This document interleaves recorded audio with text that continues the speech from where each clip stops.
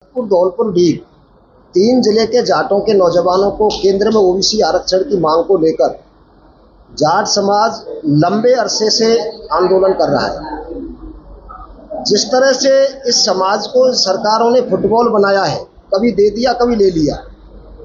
हम सन 2000 से संघर्षरत हैं। 2013 में हमको केंद्र में आरक्षण दिया भी गया और 2015 में जैसे ही भाजपा की सरकार आई 10 अगस्त 2015 को सुप्रीम कोर्ट की आड़ लेकर आरक्षण हमारा खत्म किया गया, केंद्र का भी और राज्य का भी। लंबे आंदोलन के बाद 23 अगस्त 2017 को वसुंधरा सरकार ने हमको स्टेट में आरक्षण दे दिया। केंद्र की लड़ाई हमारी जारी रही। केंद्र के लिए वसुंधरा जी ने चिट्ठी लिखी, गहलोत जी ने चिट्ठी लिखी और भजनलाल जी ने भी हमको आश्वासन दिया था कि लोकसभा चुनाव के बाद आरक्षण दे दिया जाएगा। पूरे राजस्थान के जाटों को है, एक बाप के 2 बेटा हैं। एक बेटा भरतपुर की सीमा पथेना में रहता है या उलूपुरा में रहता है, वो ओबीसी में नहीं आता, और एक बेटा उसका महुआ में जाके रहता है तो वो ओबीसी में आता है। भारत के संविधान में जाति व्यवस्था जरूर है, लेकिन जातियों का इस तरह डिवाइडेशन किस अनुच्छेद में किया गया है, ये सरकार हमें बताए।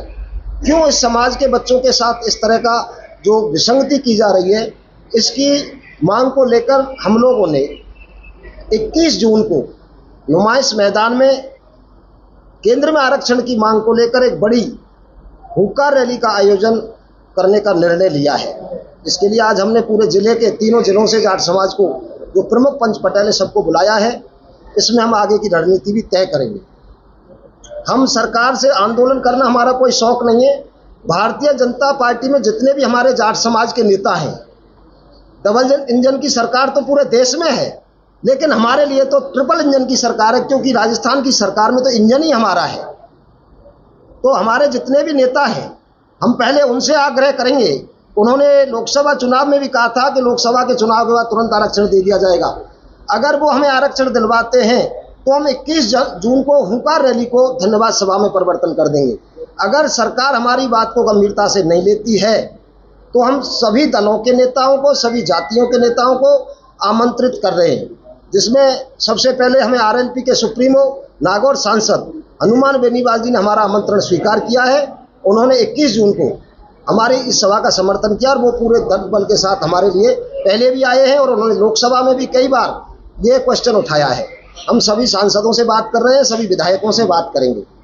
आमजन अगर वास्तव में हमारे साथ अन्याय हो रहा है तो हम तो 36 कौम के लोगों से इस न्याय की लड़ाई में सहयोग की उम्मीद करते हैं। सरकार समय रहते चेते। अगर सरकार ने समाज के नौजवानों की मांग को गंभीरता से नहीं लिया तो निश्चित तौर पर इसके परिणाम गंभीर होंगे और उसके लिए सरकार जिम्मेदार होगी। बीजेपी के कार्यकर्ता हमारे आरएलपी के सुप्रीमो सांसद हनुमान बेनीवाल जी से मिलने जयपुर गई थी निमंत्रण देने।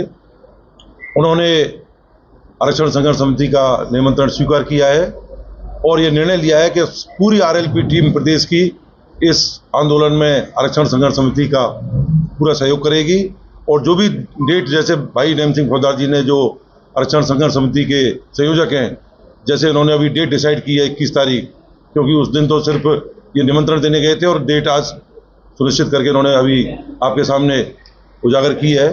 उस दिन आरएलपी का एक कार्यकर्ता पूरा प्रदेश से, राजस्थान से एक कार्यकर्ता आरक्षण संघर्ष समिति का साथ देने भरतपुर पहुंचेगा 21 जून को। इस हुंकार रैली में हम आरएलपी पूरी टीम, पूरा हमारा प्रदेश का पूरा आरएलपी परिवार इन न्याय की लड़ाई में आरक्षण संघर्ष समिति के साथ है, भरतपुर, धौलपुर और डी के जाटों के साथ है। बोलते जाओ।